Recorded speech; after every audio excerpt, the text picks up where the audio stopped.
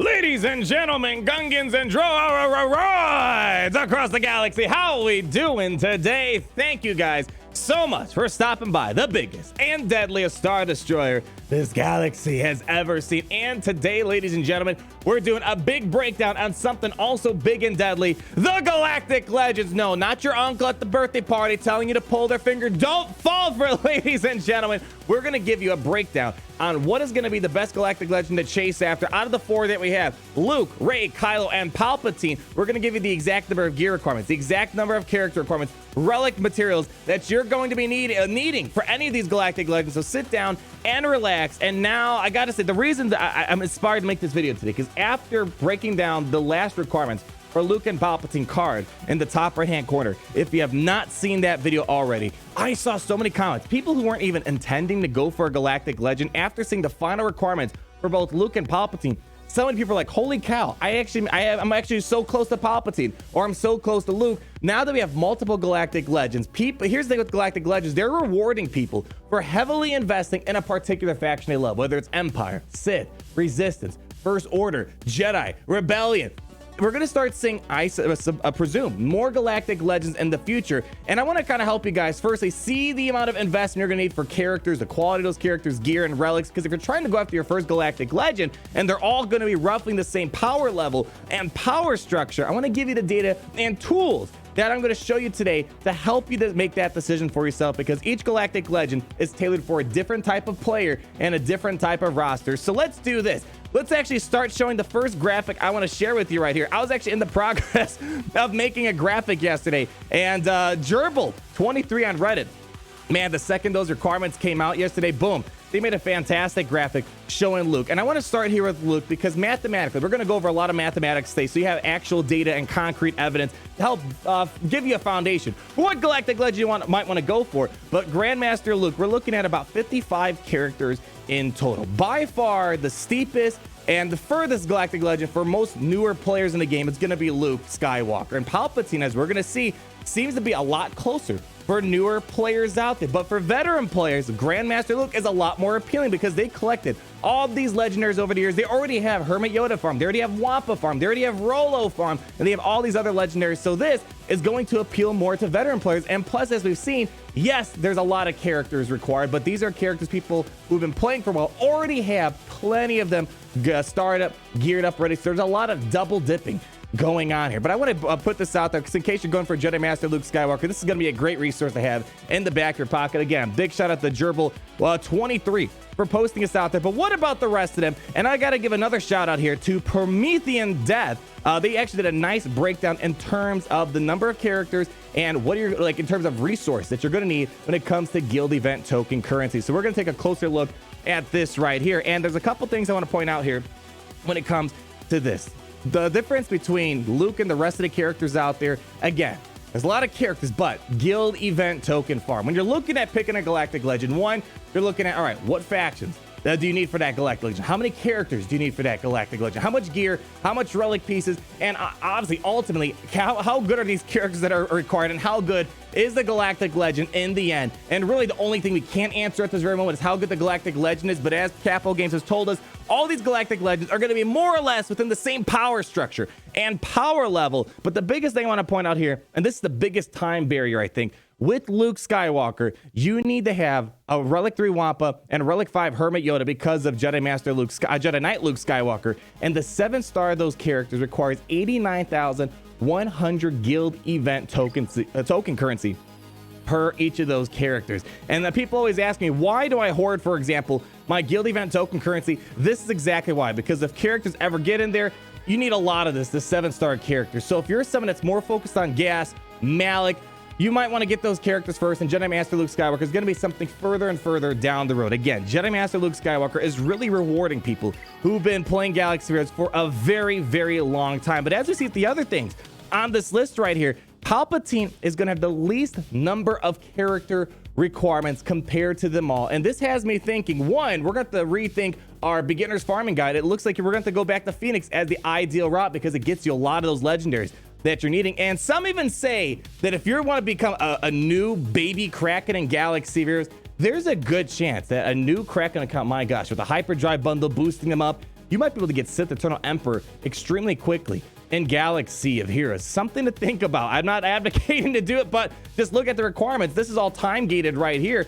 Palpatine is kind of open for new Krakens to get in and just absolutely decimate everything in the game. We made a video showing how you can get Jedi Knight Revan day one. It might be close to like first few weeks in Galaxy of Heroes. You can get the Sith Eternal Emperor Palpatine. But the main resource I really want to show you guys here, again, links down below for all this right here, is going to be this resource from SWGoH.gg. We've made a couple videos recently. They have fantastic Grand Arena tools. You can see Grand Arena history, how many banners your opponent got against you, against your teams, all this other great stuff. It shows you the Grand Arena meta history. We made plenty of videos on that. But when it comes to making a Galactic Legends decision, this is the resource you guys are going to want to have. And the great thing is you can just load up your account on here and it will tell you how close you are to a particular Galactic Legend. So we're pulling up Gary's account right here, who, as you can tell, is not close to any of these Galactic Legends. And it's perfect because it can show you the exact number of gear and relic materials that you are going to be needing here. So let's take a quick look at Kylo and Rey first. And then we're going to look at Luke and Palpatine so you can see the gear as well as the relic requirements that are going to be neat, because we already showed the characters. That's nothing new. Luke has the most, Palpatine has the least, and Rey and Kylo are kind of in between that spectrum. Here's all the relic materials that you're going to be needing for Kylo Ren, and these guys are going to be kind of in the middle. The character that is going to supersede everyone when it comes to relic materials is going to be Sith Eternal Emperor Palpatine. So although he's going to require less characters, let's actually show it right now. He will need more relic pieces. Take a little glimpse at that. Boom. A little bit more relic materials when it comes to the circuit boards, the bronzium wiring. And then when you go to Luke, who has a lot more characters, he has less high relics needed. So you got to make that decision. Are you okay with having less characters, less gear 13s? But in exchange, you're going to have a fewer characters with more relic 7s on top of them. Because for Palpatine, you need a relic 7 Vader, relic 7 Palpatine, relic 7 Darth Sidious, and what was the other one that was added? There was a relic 7 Sith Marauder. So you need a lot more relic 7s compared to the other Galactic Legends out there. So if you don't like farming relic pieces, and especially those relic 6 and 7 tiers, those are a little bit more challenging because especially these Zimbital cards, we're going to need a lot more for Palpatine compared to the rest. So that's kind of the first thing to point out. You can kind of see that Rey and Kylo are kind of more or less in the same area, Kylo being a little bit less than Rey, and then Jedi Knight Luke Skywalker is not a Galactic Legend, but then Jedi Master Luke Skywalker is going to exceed Kylo and Rey, but Sith Eternal Emperor Palpatine takes the cake. But Relics isn't the only thing. Honestly, in my personal opinion, the most annoying thing about gearing are Carbantes, Mark 5 stun guns, Mark 3 stun cuffs, and the golden eyeballs. Oh yeah, the Mark 8 biotech, whatever they're called. Those are probably the biggest thing, and that's why Palpatine is appealing more to me and for newer players, because there's less gear needed because of less characters needed for the requirements. So let's take a look at that. And right here, it's actually really scary. We really need an overhaul on at least give us a new daily challenge to get some more gear. This is gonna scare you. This is not for the faint of heart here. When you look from a big view, because when you're just applying Carbantes, you're not really counting how many Carbantes you need for all these characters. But man, it's crazy to think that 2,600 Mark III Carbantes are needed to get Sith Eternal Emperor Palpatine. And that doesn't even include the gear that he's going to eventually need, most likely. 1,800 stun cuffs, and then the 1,300 golden eyeballs, and 1,250 stun gun prototypes right there. This is pretty much the biggest thing to talk about. And of course, we got Kyrotech, which 950, not too crazy high considering the other Galactic Legends here. So keep a mental picture here. And now, whew, you might want to close your children's eyes for this part right here. Jedi Master Luke Skywalker. 3,200 Carbantes. And again, that's because there's 55 units needed to get Jedi Master Luke Skywalker. Crazy. 1,900 of those 1,750 stun cuffs. 1,700 of these 1,350 Mark 7 Kyrotech. 950 of these Kyrotechs right here. Yikes. A lot of gear needed. So again, newer players out there, this is going to be definitely more of a long end goal grind for Jedi Master Luke Skywalker. And that ultimately begs the question, since Luke has a lot more legendaries, a lot more characters, a lot more gear, is he going to be a better character?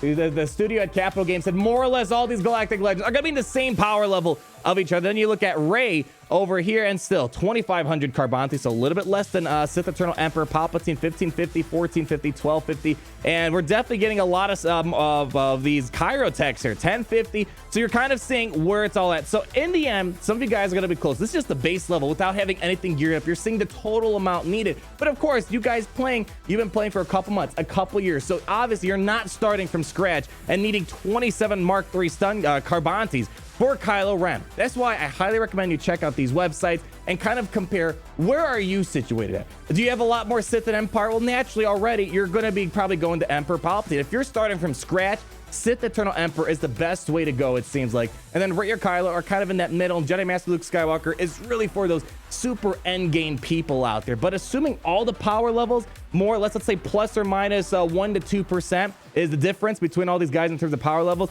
Sith Eternal Emperor Palpatine seems to be the best free to play. Here's the thing. All these Galactic Legends are free to play. It's more of a time to play. How much time do you have to play Galaxy Heroes? Least amount of time, most amount of time, and these guys are kind of in the middle. Then quality of Galactic Legends, we're gonna have to just wait and see. Once we get the kit for these guys over here, and inevitably when we test them out, then we can finally make the big decision. Who is the best Galactic Legend in terms of performance overall? But if they're more or less within the same level, pick a Galactic Legend that fits your roster, fits the time you want to put into the game, fits the money if you want to throw some money at these guys here. But hopefully this video is going to be helpful and shining some lights on this. I think the biggest eye-opener is just seeing how many Carbanthis and Mark V stun guns you need in Star Wars Galaxy Heroes. It's absolutely insane how the gear is. But these Galactic Legends, big endgame goals. And I suspect as we go into the future, we're going to see more and more Galactic Legends for certain factions. Imagine a Galactic Legend Jabba the Hutt. That's going to reward people for going heavy on Bounty Hunters or Scoundrels, or maybe even Hondo Onaka, perhaps. Oh, yeah, Galactic Legends Maul and a Galactic Legends Ahsoka Tano. Yeah, a lot of interesting stuff that we could see. And of course, the biggest one I see over and over in my comments, oh man, Master Obi-Wan Kenobi and Darth Vader Fallen, or Anakin Skywalker Fallen. Woo! A lot of ideas there. Let's not get carried away. Point being, pick a Galactic Legend that you like. If these still aren't your cup of tea, hold out. There's probably going to be another Galactic Legend down the road, similar in power, but you don't have to feel like you're going outside of your path to gear up stuff you might not be too tied to in the Star Wars universe. Like, comment down below on all your thoughts. Which Galactic Legend looks the best to you with all the data we've seen today? And of course, be sure to subscribe so you're not missing a thing. And as Gary always says, it's great to be in the Empire today. See you guys later.